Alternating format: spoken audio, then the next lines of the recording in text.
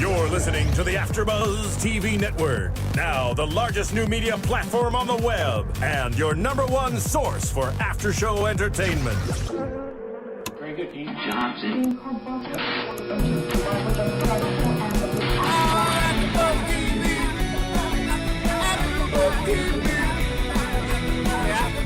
From the AfterBuzz Studios in Los Angeles, California, and streaming live on Ustream, this is AfterBuzz TV for Louie. We'll break down tonight's episode and get you all the latest Louie news and gossip. If you'd like to buzz in on tonight's show, you can buzz us at 424-256-1729. That's 424-256-1729. And now, picking up where the show leaves off and the buzz continues, Louie. All right. Louie. All right. Well, thank you for joining us, everybody. I'm your host, John, coming forward for episode 11, season 2 of Louis C.K. entitled Duckling. I'm here joined in the studio by Stephen Bottomley, as well as Gian Molina. Hello. And the kid, Big Ben Bottomley, in the booth. Hello. Hi, Ben. There you go. Thank you very much. Good to see you. Good to hear you. So, again, we get another classic. Well, actually, this is even beyond the regular class. This is a double. It's like having a double feature there. It's with like Louie. the White Album. Yeah, exactly. It was okay. So, is this just going to score the is that entire church show? music? That's awesome. Okay, That's let's bring nice. it down. All right. Nice. Okay. Here's what first of all, I didn't even know this was going to be a full hour with Louie, so I was very surprised and happy to see it. But I thought the way he started out was just classic, awkward, uncomfortable, but hysterical as Louis C.K. Didn't even have any idea what the heck he was talking about to begin with the whole duckling thing and how that was going to come into it. But that was nice. I'd never really considered it before, but I imagine mallards must have a really difficult time. Yeah.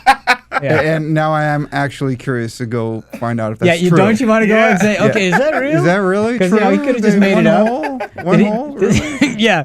Now, here's what I want to know. Did he find it? Did somebody say, hey, did you know this? Or did he just, is that one of the weird things that he knows? Any idea? My guess is somebody said, he was probably playing a trivial game somewhere, exactly. and they went, Ducks only have one hole. and that was Let it. me look that up. And that was it. And they Googled it. And I just love that he just wanted just to use it as a joke. He's like, I just found out this. I'm just going to try it on the audience. Because like in this, when he's starting to tell this joke, he admits that it's unfinished. Yes. And it just doesn't work. Well, and his style of comedy, he can get away with it, though, because it's so conversational. It's so...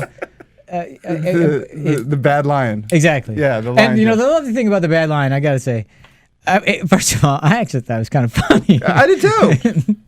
But he wasn't selling it at all. He was just telling the joke. Well, he didn't finish the joke, No, so he was just trying to find the joke as he was going. This is a half-baked job at trying to tell a joke. But he still gets away with it. But the thing I liked about it was, I don't know if he was trying to do this, but this to me is who Louie is.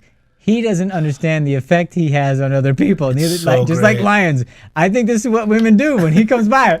That's how he always sees women. That's right. That's the metaphor. I don't know if he was trying for it, but that's how I took it. That women see him coming and they go. Ah. In all of the episodes, this is my favorite parts are just when he gets to do his stand up. That's just that's what I live for the show. This is such and he kind of like lets us ease into the show. Him guiding us through it with his stand up. I love it. The other thing I'm curious, and we've got to find this out. We'll have to do some more research. Does he write these after the show, or does he just try out material and he goes, I'm going to turn that into a show? A couple of from the first season, there were jokes that I've heard from like seeing him live. Okay, and then he turned into shows. He turned into like scripts. Yeah. Just expanded upon that idea and say, let's take this somewhere and see what we can do with it. No, and I mean for this season, I mean I'm sure he, as he was coming up with new material, he just probably just ease that into the scripts as well. I find that fascinating because it's obviously we've seen this before. I mean, Seinfeld did it with Chronicles and all that other stuff, and but this is obviously much more organic than that in some degree. I also love that like he doesn't want to do things. Yeah, he never wants to do anything. And just he really, this is a guy. I think Phil said it once. He doesn't want to make any decisions. No. He said that about somebody else in a different character, a different show. But he would just like it if I could just, let me eat my slice of pizza. I'll save my stuff, take care of my kids, and then just leave me alone. And hopefully, I can get laid every once in a while. Though with the show, what I love is that instead of someone kind of just going, I'm just not going to deal with this guy, they confront him. They're like, why don't you want to take it? Yeah. Nobody lets him get away with it. No, nobody. He's like, no. I mean, he's such a sad sack. Here's where his writing is really good. In that last bit where he's given the box of ducks. Right, by the teacher. He tells her, I'm going to Afghanistan. A whole Mideast tour. Yeah, and you have no idea whether that's true or not, or if he's like just saying, no, I'm not doing this. He's making this up. He's making it up. Right. And you're thinking, what? As opposed to like setting it up where you get the agent call and all this sort of stuff. That's what it's really good. Yeah, and then here you find out, he really is going to Afghanistan. Yeah, exactly. He doesn't want to bring in the industry or things that he doesn't. Like what a comic goes through. That's just what he goes through. He just gets like, I'm going to this place. That's what I'm doing next. That's what makes it such a good show. I thought it was I thought he was just running a number on him. I really did. I thought, but she didn't even buy it. She was like, going in the middle. Are you bringing them tomorrow? Then take the ducks and bring them tomorrow. He has no status. None. And we clearly saw it when he actually went there and he said, you probably saw me on TV, and one of the soldiers says, no, sir. Nah. Oh, no, he doesn't say no. He says, no, sir. I don't know if you guys discussed this. I wasn't here for the episode where he's pitching. It was, I think it was the writer's room. Yeah, last week's episode. Absolutely. I just love that, like, the story he wants to pitch is like himself, a sad, lonely guy who never wins. That. Yeah, I love and his life just gets worse. And that's what carries over in every episode. That's the theme. And I love that because I look at his life like he's got kids that adore him. Those how girls, bad can your life be? Those girls are awesome. Extremely well cast. Well, I mean, those girls are just having fun, but they're doing a fabulous job. It's so hard for kids not to look like they're acting and pushing, and these kids are just they're just doing it. And and remember last week we saw the little one, Halloween. The Halloween one. Mm-hmm. Daddy, and Eve caved, and I thought for sure he was going to cave here. I really go, oh, here it comes again. As soon as she started, Daddy, oh boy, here it comes. Yep. And the other thing is, when I saw this window open, I thought, "Oh man, the ducks are going to fly out." Yeah, because it has to get worse for Louie. I know, and I'm wondering. And again, I thought a nice little bit of misdirection. I don't know if he planned that, or if he was just really smoking a cigarette, or if he was thinking, "Here's a nice little bit of misdirection for everybody." And then just to show how much he hates it, he's talking down to the ducks. Yeah, it's like this is a toilet I'd flush right now. And they're so cute. And how many times do we do that? I do that all the time. What, flush ducks down the toilet? Not flush ducks down the toilet, but like talk at something. Like if my mom's dog shits on the on the floor, I want to I wish I could just kick you. And talk to it like if I'm angry at it. Like it knows what it knows what I'm talking about. Yeah. Like I just want to throw you out a window. Well, I often talk to you like I think you know what I'm talking about. But when you hear somebody talk to like a pet in a foreign language, you kind of go like they understand, and then I know. And it's universal. That's the thing that's universal. We all talk to pets and dogs. Yeah. Ridiculous. As if they understand. As if they understand. Or if someone cuts you off, you yell at them like if they care, but you're still cursing at them and you still want to kill them. And I thought it was a great juxtaposition. Go from the little duckies to the Hueys. Yeah, so that was nice. Huey, Dewey, and Louie. Exactly, absolutely. So where do we think this was shot? You were saying Malibu Canyon? Yeah, I know. Yeah. You know an interesting thing is, and I may be totally incorrect, but you rarely see helicopters actually wind down on a shoot because it costs too much money. It costs to start them up. Yeah. No kidding, it really does. Yeah, so the pilots are always, I can shut it down. And I love that they just leave him there. And he's just standing there going. That always happens. Poor no one ever guides you anywhere. And again, I think this is why I'm impressed with his acting ability because, he's such a forlorn guy. And when he's standing there, you feel a little sorry for him. Now we had a comment in here about him letting the spaces breathe and letting things just play out and everything. Yeah. And he'll be the first to say, "I'm not an actor," but a good actor is allowed to do that. Carry the moment. Right. Without having to force anything and just let it be. And just know that it takes a lot of restraint. I'm interesting enough that I can carry this and I don't have to work it.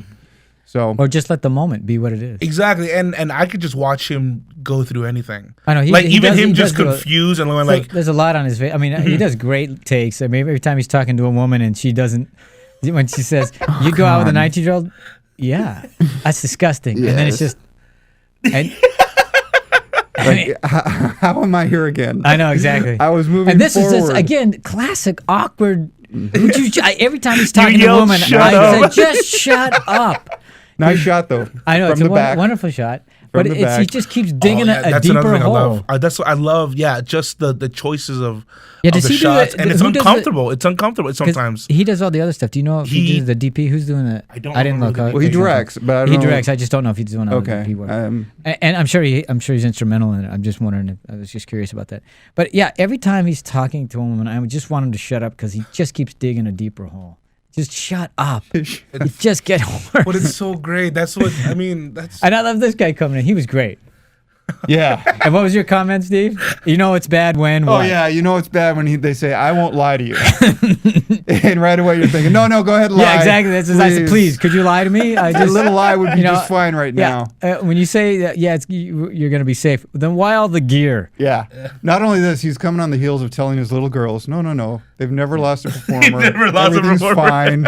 And then, just so you know that if you're in a Blackhawk, that the value goes up about $1 billion. And he's done so we were actually a bigger target than normal.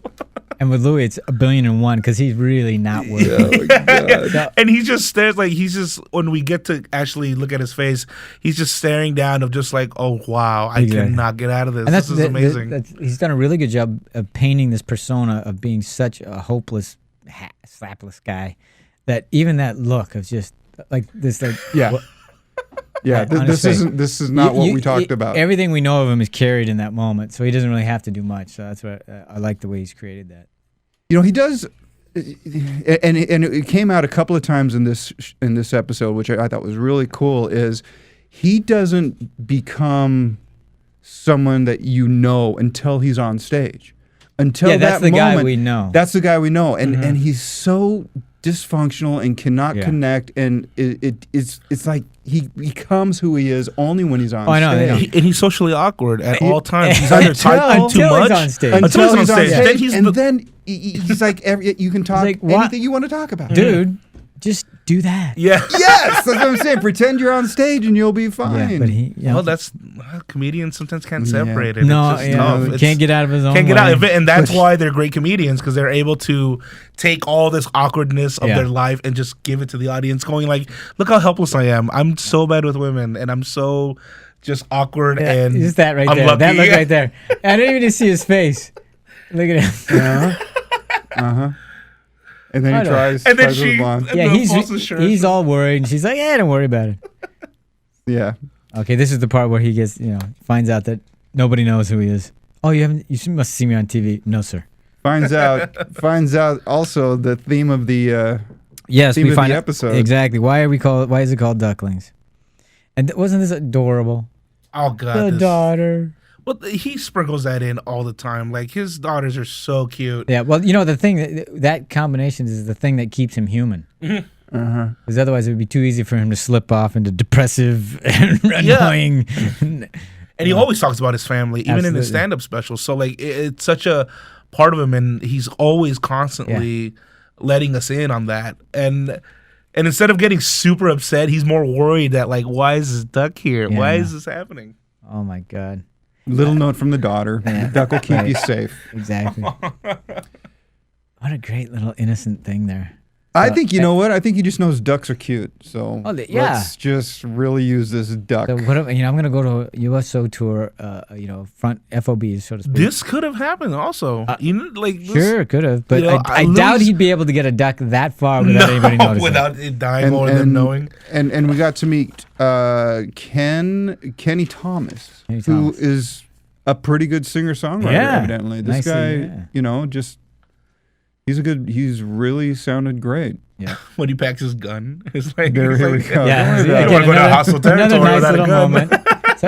And Louie just has no idea. What? Look, again, it's just the... Further and further away from his comfort zone of like, what am I doing here? if you notice, everyone around him is always like confident and like, oh no, of course, man, this is what you do. This is what you got to do. In this episode, they seem to be walking away from him often too, and just leaving him alone. Yeah. They do that. Is he comfortable? He's the only place he is comfortable is on stage. Yeah. Everywhere else, he's horrible. Yeah, and it's on stage, especially in this episode, where I always get nervous because the first one he had to follow the two cheerleaders. Yeah, exactly. And the singer. Right. And I'm like going, and you never follow a good No. If you're if you're a comedian, you want to follow a good comedian because now the crowd is up and ready to go. Yeah, and that's easier. But you don't want to follow an act they want to stay on the stage. I remember So I was worried that he was going to just completely fail. Yeah, but there's he doesn't. There's a documentary called I Am Comic, and Larry Miller, who's a stand-up comic, yes, very good. Very amazing comic. He had to do he was hired to do like a USO event, and they right before he went on stage, they had a memorial silence. Oh my god! For like a couple fallen soldiers. Oh my god! And he's like, and he's the guy right up after. Yeah, he's like, I have to do comedy. What are you guys doing? And then they're like, shh, quiet. We're having this. A moment of silence, and then they introduce him to make them laugh, and it's ouch. But Thank you. That's so kind of a running theme that he goes to, and he puts it in his back pocket every time he needs to. Meaning Louie, he always puts himself in a bad spot so that we can see him find his way out in some weird way or some, just interesting, clever way. That's really works for him. You had mentioned that you had seen some of his bits, previous to this and stuff. And I had actually heard the bit that he did for the first show in the larger group. Right. I'd heard some of those jokes previously. So, that's from, I think that's from Chewed Up, I think, his stand-up special. But funny. Yeah. Really funny. And, again, I was like going, is this going to be the thing where he can't get the crowd, where it's like they're not going to connect? It's like, how are you going to take New York? Yeah, I love that because that's where you get him. That's where he's going to succeed no matter what. Because I was getting ready to be, that whole, I don't know about you guys, but when somebody's bombing, I was like, it's the hardest thing to watch. And, oh, God. You just want to leave the room. Yeah. And I go, please don't, I don't want it to be that kind of show. So I have to sit here and watch the entire show going. Thank God it wasn't. Monday night at the Improv is just, if you think your life is bad, just stay Monday night at the Improv. Any open mic night. I equate an open mic night to riding the bus that's crowded during rush hour. Yeah. Because it's smelly, it's terrible. But there's more people on the bus. There's more people on the bus. Exactly. And everybody's just into themselves and not listening to you and then trying. Really, oh, it's so bad. It's so bad.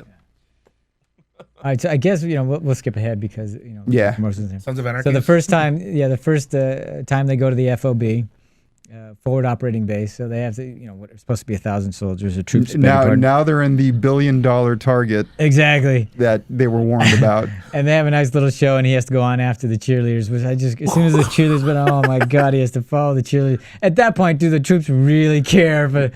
What USO program director would just bring usually they do it a little differently. I know. But I guess for his show, this is there it is. There we go. We're doing that. Oh, this one. Okay. The first one. Is the first one, right? Yeah, okay. So we had the nice little song and stuff. And again, I'm thinking this is an hour show, and he just lets it go. Mm-hmm. He's just it's this. Often this is it's a comedy. And I'm curious to know if this guy really is a USO performer. I don't know because is he a ranger for? I don't know. Possibly, yeah. Yeah. Anything about that? And this is there's a lot I love about this show, but what I really appreciate what Louis C.K. does is he gives it up, and he just use it. Yeah, he doesn't have to be. He doesn't have to be on. First of all, that's a lot of time to fill. Right. So. I think it's so confident that we could just not hear him talk, and just see him react to things, get himself into trouble, and then we'll cut to cute little side moment. Yeah. Look at that. Check what other shows really take this time? No, because they're. Well, especially comedy shows. There you go. Especially a show about a comedian who, the whole point of that world is to be the center of your own universe. So, but only on stage. So that's the nice thing about it is because it isn't. It's about a comedian, but it's really about his life. No, outside. Right, and here we go. There we go. Hold on, quiet, everybody. Moment of silence. Exactly. For all the fallen. Can you imagine how rough it must be for the soldiers to just like have to like go, I don't get that for another X months. You know, I mean, I'm sure they appreciate the hell out of it, but God, you know, is that really fair? Those are good Christian gals. That's another thing. It's like, don't you love that? So they're not gonna hook up with anybody. Can't you be more Christian? So he has to go on right after that. Is that's Todd Glass? The guy who announced him was Todd Glass. Oh, really? Stand-up comedian. Yeah, okay. I don't know how I didn't catch that. All right. Well, there we go. Thank you for the scoop. All right. So anyway, he does a good job here. It takes him a while, but you know, he gets him as always. And then he goes. And then there's the awkward breakfast the next day. Oh, and again, he's talking to the cheerleader. Yeah. Like, shut up. Just leave it. Give it a rest. For crying out loud. It's not gonna happen. And the cheerleader's disgusted with his act because he's talking about everything with his nuts and now they're looks like they're being saved out of a river. Make a bee out of it. And so he's sitting down thinking, you know, hey, I can slay lesbian, I kill and everything. And she's just like, it's just why disgusting. Is your stuff is so disgusting? I mean, why can't you be funny and Christian? And the look again is like, I'm glad he didn't go on the offensive though. What's funny that's Christian? Yeah. Like no, because like with I don't know if you recall the when he was on. I guess like a Today Show, like a CNN kind of, like in the past episode, and he had to debate a girl with the masturbation girl. Yeah. And he attacked her, and he went on and defended it. And with this, defended masturbation he's a proponent of. So here she brought up Christianity, and he kind of just took it down a notch, and then used the secret weapon, which was the duck. Exactly. So my charm is they're gonna win her. Yeah. Let's bring out the duck. Yeah. But my favorite is the visuals. Like, yeah, I know. Yeah. Here's the thing I liked about that. He goes, "You want to see something?" She goes, "Ooh, gross." You know, like she already knows where he's going, and so he fumbles in but she's still intrigued enough. Yeah, to exactly. Look under there. Like, well, what if it was? Now here's the thing: it would have been hysterical too if we never saw what he showed. Yeah, and she just said, "Oh, how cute!" Yeah. I was like, "Why did you show the duck? You show the joke. Show the duck after." Yeah. So I mean, what the heck? You know, I mean, that would have been fun. Yeah. And then he ruins it, of course. And then he ruins it. How does he ruin it? What do you mean? Would you date a? She asked him, "Would you date a 19-year-old?" And he's like, "Yeah, of course I would." Really? Ew. That's disgusting. That's disgusting. God, I can't win. And he does. I like that. He often does this classic where he's about to say something and then he stops and stuff. Yeah. He has those nice little moments.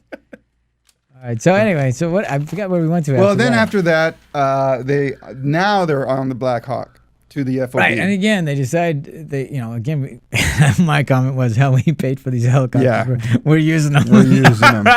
I'm getting my money out of this thing." Yeah, so, but now it's even smaller group. And again, your comment was, and he does a really good job using music to just hold the moment. Some great music. He edits it himself, so I think he just wants to. He's making the show he wants. Yeah, it seems like it. Yeah. I think he's really doing it. So I think he's really enjoying it. And I loved how they landed.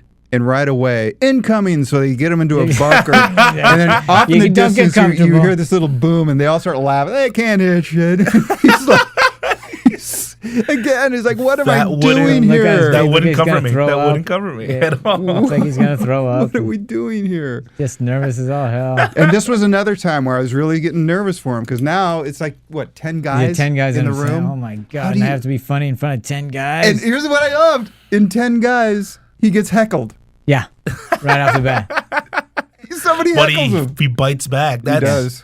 But before he even gets to go on, the Vietnam song. What? Why would you?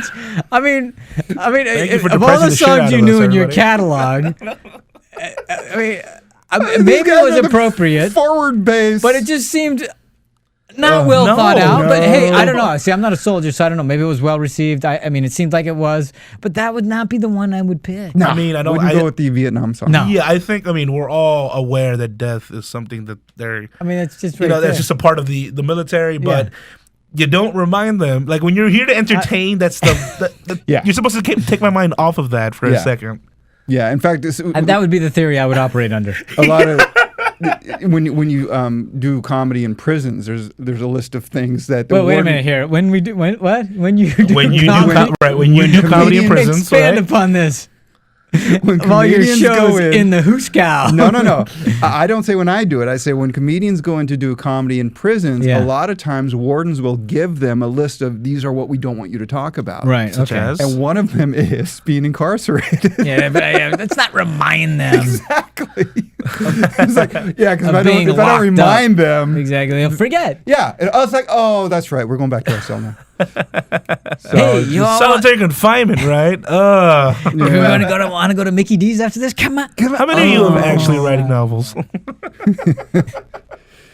So what's inappropriate then to talk about in prisons? Oh, I don't know. There was a list. You couldn't talk about the type of water that they were getting. You couldn't talk about. No, it was a bit that one of the comedians did, and the first thing he did is he just hit everything on the list in his first. Well, I've actually done. I did a play in a couple prisons, in a couple of different prisons around the San Francisco Bay Area, and there we had I guess you'd call it a briefing before we had to do all this, because we had to get authorization from the ward and all that, and the state and all this other stuff. And there were certain things that we couldn't do, couldn't say, couldn't go, all that kind of stuff. So we had to be careful about that too. Right. And the strangest thing, and I know we're getting off topic, so I'll make this quick. So no, that we hadn't seen the place where we were going to perform. We just knew how much room we had, and it's a cafeteria basically. And we're on stage. We go out.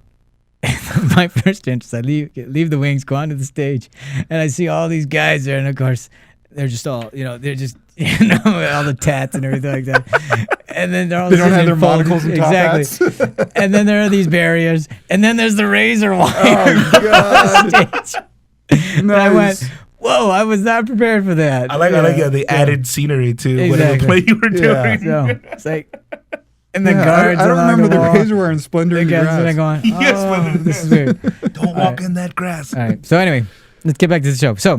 Oh, that's right. They finished their second show. Oh, and he performs in front of the 10 troops or whatever many was, and he goes right after the guy from Buffalo. And it's nice that he thinks so well on his feet, and he's easy. And again, I would never. I don't think I would have jumped right back at the guy. So good for him for knowing to do that and doing it well enough that everybody was laughing. Right. Well, there he's just showing how good of a stand-up he is. Exactly. So he knows how to work a crowd, he does, even a small that kind crowd. Of experience, and he's. Oh, I'm sure he's had like the worst conditions for doing stand-up. Because there have been plenty of comedians and who would probably come at somebody, but he did it with more anger. Yeah. And he didn't. He just kind of it wasn't even with anything but just kind of matter of fact kind of and stuff like that. Because I've done. I don't know you, Dick. Very little stand-up growing up, and I don't think I would have been able to come back at him with that. I don't think I would have been able to do that. But then I'm nowhere near. When they're shooting him, waiting to go up, he's got that look of I don't know what I'm doing. Yeah, exactly. He looks like, oh my God, how am I going to make this? Which is why I always think he's just going to choke. He's just going to,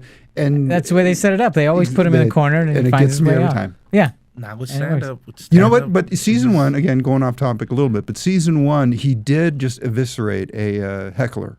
Oh, really? God, that's my favorite episode. It was the girl, right? Oh, yeah, it was the girl. Shut up, and he just tore her a new one. Really? You guys should actually do like a special, bring that episode back and talk about it, because that's a great episode. It was. He pretty much, that whole segment is just about that heckler, and then the heckler confronts him right after at the show. Oh, and is it totally? Oh, it's so great. No, awkward, it's so great. No, because he's surrounded by the other comedians, and he's at the Comedy Cellar. And he explains to her why what she's doing is more than just interrupting a pattern. It's so you're taking time away from these guys and everything. It's really well done. He's pointing at his buddies. He's like, these guys live shit lives. They're sad, horrible people. And the one thing that they look forward to is the 15-minute that they get on stage. And you took that away from me. Right. Like they're all looking at each other like, well, and they're not. Maybe these. I'm not. These. Yeah. And he goes, you must be a bad person. And really just like berating her even more. And it's it was good though. Juicy. It's so wonderful. So he has a great show with the 10 troops, and then the helicopter comes. They're playing soccer with the Afghanis and stuff like that. And that's coming in. Showing that, like really. Yeah, he's making a statement without even really saying it. It's just is. Right. I just love good for that. him for They're doing like they're football to football, exactly, American, and they end up doing the. But just like soccer. just the foresight, and he's just standing around. Like you see him when they're kind of playing soccer. He's just like looking around and not really playing, but he's just in the mix of this, and just taking and finally that time. getting. But then he just kind of slowly gets into the game a little bit, just barely. Just you can see him. But for me, they were carrying across. He was completely out of his element. And getting more and more comfortable as we're going through these. Because then when we get him in the helicopter, he's falling asleep. He's no longer freaked out. He's no longer hanging on to everything. I'm not going to throw up and everything. Right. Just when he gets comfortable enough to fall asleep, mechanical failure. And you know what? I was expecting him to wake up from a dream or something. Like, oh my God, this happened. Yeah, I thought he was going to go into the dream sequence. Well, because that's what he does. That's true. In season 1, he had a lot of dream sequences and a lot of that's true. He did that, He did. Best part of that moment is he's freaking out. Everyone's like trying to stay calm, and the blonde goes, woo! Exactly. And again, Louie, you're such a little girl. Strap a pair on. Strap a pair of your hangy helicopter hanging. Raised from the river. Exactly. Raised from the river. And he's not afraid just to admit that he's scared. He's like, I don't know exactly what's going on here. Such a baby. They're sitting on the ground now. Exactly. Can somebody please tell me what's happening? And again, I'm going, shut up. You're fine. And then, of course, and then one guy is so comfortable. I got to take a leak. And Louis, and I actually said in my notes, I said, as the helicopter got hit, I'm writing down Louis wetting his pants, cheerleader loving it. And so he gets off the airplane. The other guy says, I got to take a leak. Louis says, I already did. I relate to that, though. Whenever I'm in a situation, I mean, I've never where been you're in a helicopter in a foreign operating base. I've never been in this exact situation. Where I've been where like maybe we're stranded in the middle of nowhere. I'm probably the only one scared or worried what's gonna happen, and everybody else is just like, oh wow, I'm gonna go up a mile and just see what's over here. Oh look, there's a house over there. Let's go check that out. I'm just like, can we get to where we're gonna go? Let's stay here and surround me. I need you guys to get rid of first before they get to me. Just when he's comfortable, all that happens, and then of course we see the Afghanis, the natives, so to speak, with their guns, and it's like, and then a tense moment. I thought that was pretty cool. I thought they handled that visually, because I really didn't know what the hell was going on. Would that be called an Afghani standoff? Yes, exactly. Yes, Afghani standoff. Afghani standoff, I guess. And Louis the first one to point out they have guns. Here's the one moment in the episode where I just kind of went interesting. What's that?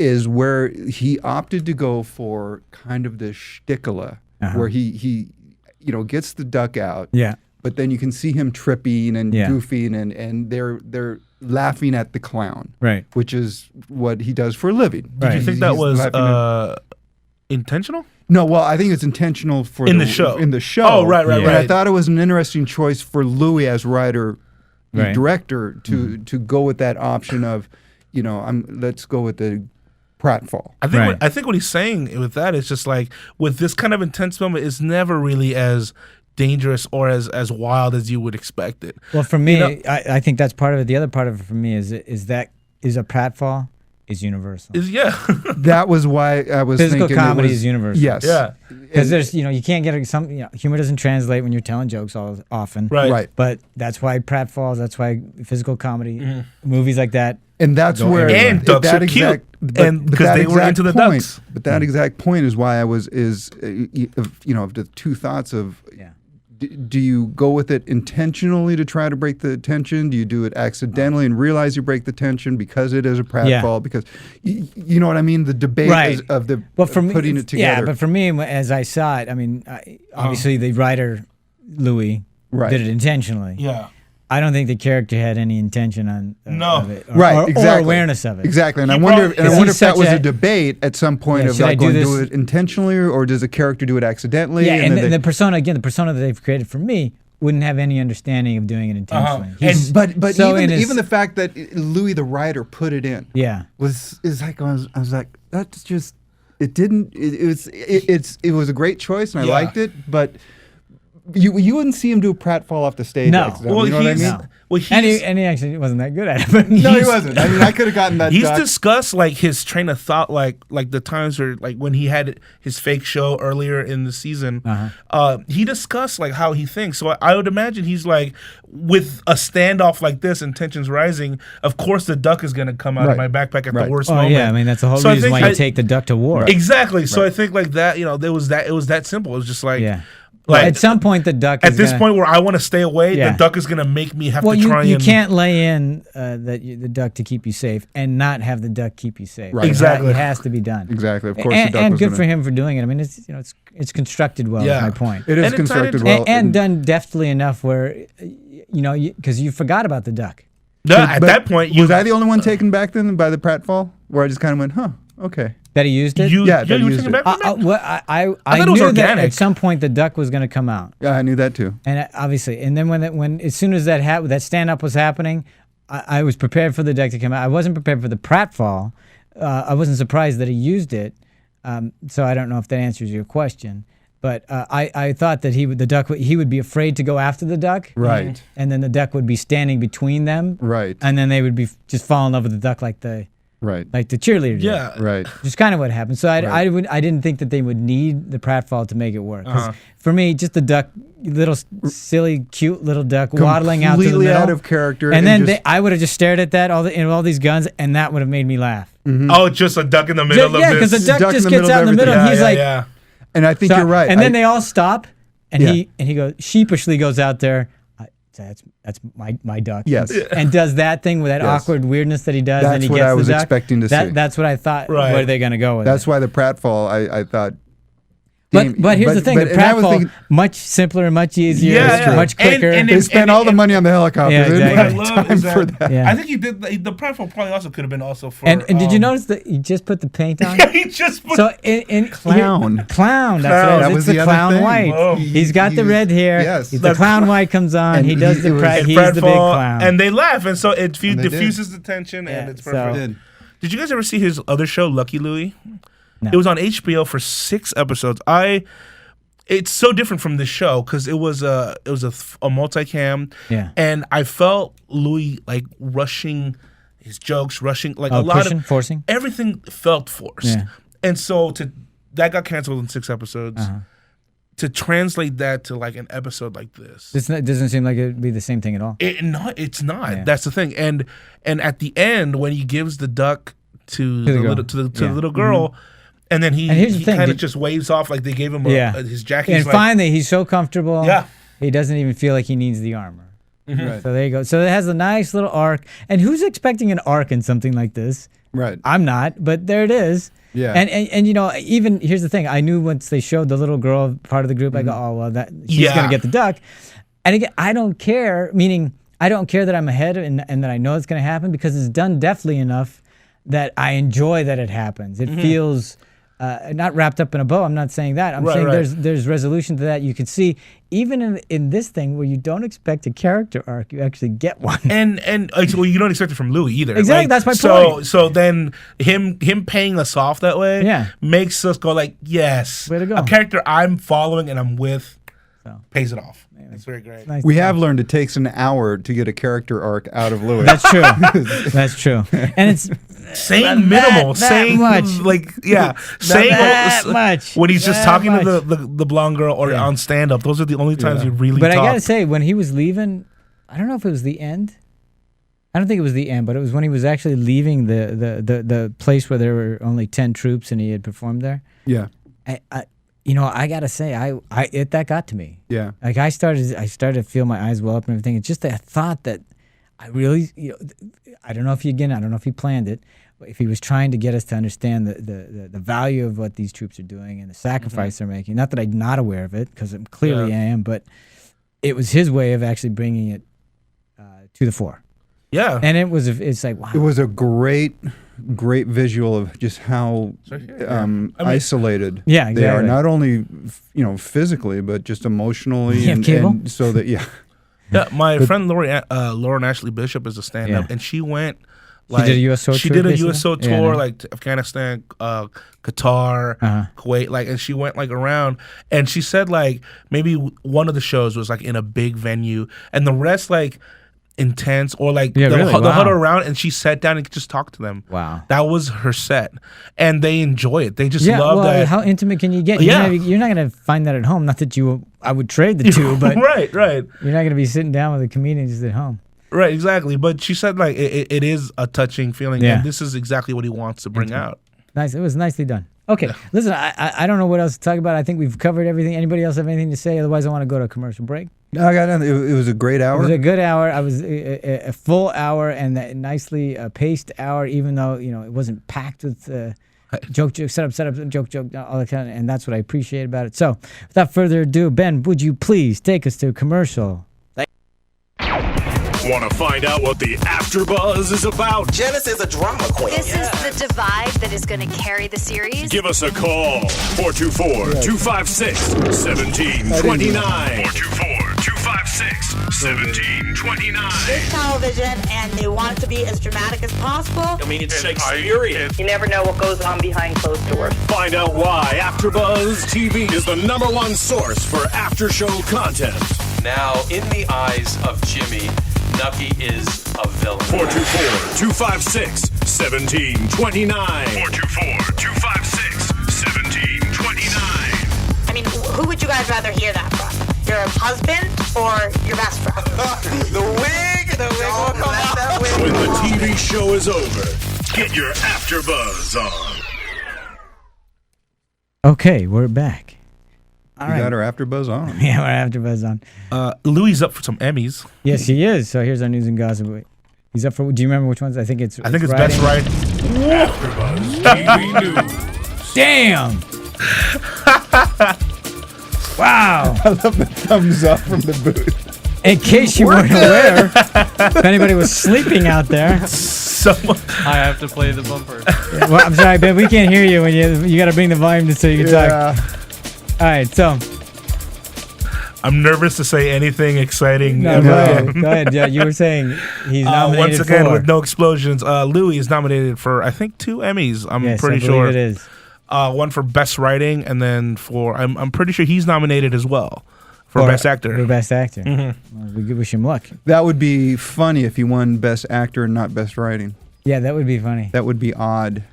I would love to see him get Best Writing because I wanted just to support something that isn't cookie cutter thing. Cookie cutter. Yeah. Well, I mean, as much as I love Louie, it's tough for him to win the Best Actor. I think he's up against Corral, and it's always going to be a full vote on that. Yeah, and Louie's coming in, and this is one of those cases because you always hear it being nominated and stuff. I mean, the guy deserves to be in that upper echelon. I mean, in this particular case with this persona, I mean, he's hitting it spot on. So, yep. And it's a good honor for him. But I was just like, wish I want him to win. I really, and he could. Right. I'm not saying he can't. I feel like Alec Baldwin or Steve Carell would usually. Steve Carell's last season on The Office. I feel like it's gonna go to him. You think it's gonna be a sentimental? I think so. I think so. I mean, why did Sandra Bullock win the career Oscar? A career she won it over Gabrielle Sidibe for Precious. Oh, you mean and in the Oscars, she won it for, and they called it a career Oscar. It was for Blindside. Blindside, and it's like, come on, really? Well, they were feeling bad that Jesse James again. Shouldn't matter. It shouldn't matter. I don't care what I mean. Are you saying there shouldn't be politics in entertainment? No, because there are. I'm just saying. Really? Louie's not going to win Best Actor. I want him to win the Best Writing. Well, and they also, I'm sure they're going to think he hasn't paid his dues yet. Yeah. He's not really an actor. Blah, blah, blah, blah, blah, blah. Anyway, he got the same thing. Gabrielle Sidibe should have won for Precious. I'm just saying. I don't know why I'm bringing this up in a Louie. Somebody has some issues. Yeah. Got a and I love Sandra Bullock, but I didn't think she deserved to win for Blindside. Okay. So, all right. Okay, well, I'm pretty sure Sandra obviously Bullock will Gian never has join a little this energy. Call in and debate me.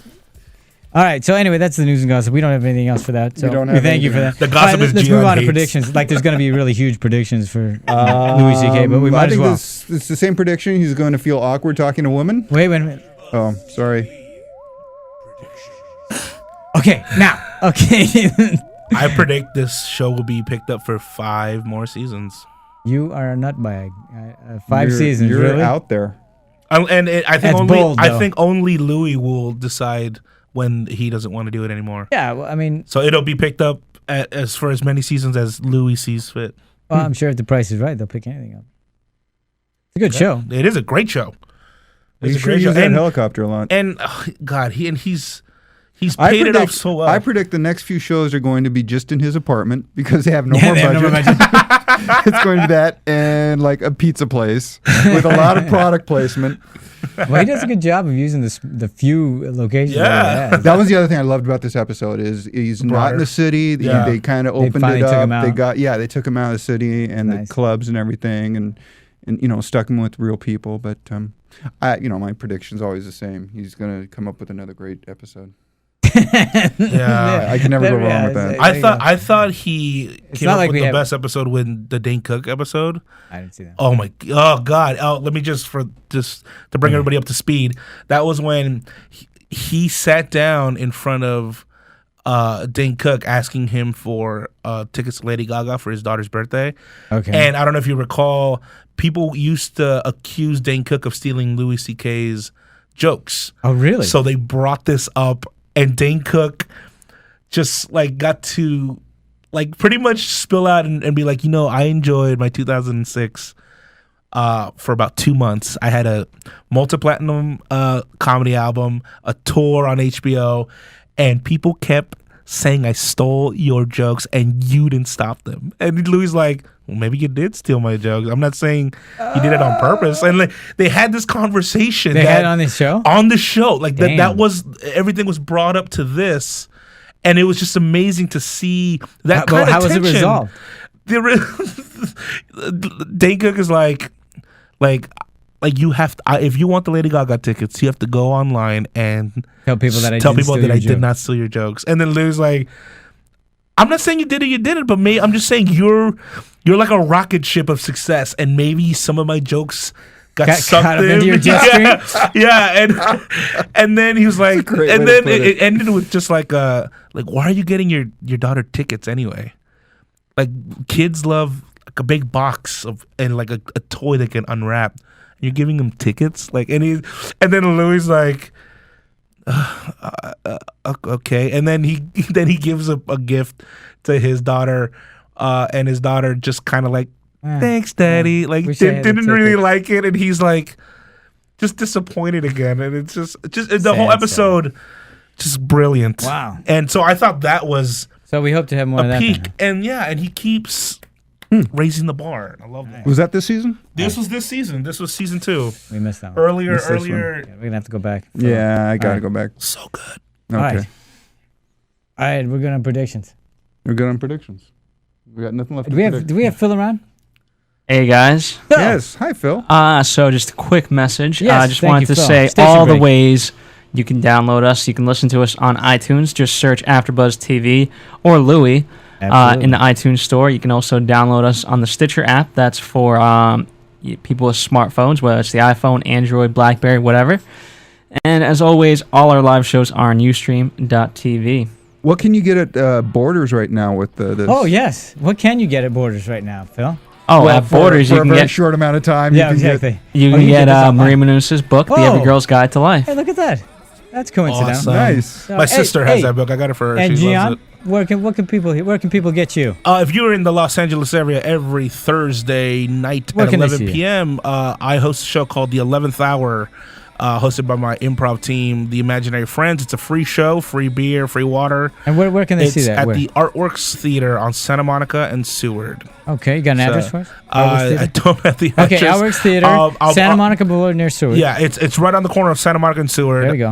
Every Thursday night at 11. And what about your music? And you can download the Cotillionaires, which is my band, and it's COTILLION. AIRES.com, and there's our EP, download for free. Thank you very much. And what movie can they see in shortly? You will see me in Serial Buddies due to release Good man. soon. And Steve, what are you working on? Right now, I'm currently developing a script that hope to be shooting in Texas. Nice. And you'll keep us posted on updates for that? So we can stay in. Okay, when I'm good not deal. hanging out with the improv team. There you go. Boom. All right. Well, thank you very much for joining us for Louis C.K. episode 11, season 2, Ducklings. We'll see you next time here at AfterBuzz TV. From producers Kevin Undergaro and Phil Svitek, engineer DJ Jesse Janity, and the entire AfterBuzz TV staff, we would like to thank you for listening to the AfterBuzz TV network. If you have questions or comments, be sure to buzz us at info@AfterBuzzTV.com. And you can find us on Facebook or follow us on Twitter by searching for AfterBuzz TV. Buzz you later. Buzz you later. On that. Sorry. None of us are paying attention. The views expressed herein are those of the hosts only and do not necessarily reflect the views of AfterBuzz TV or its owners or principals.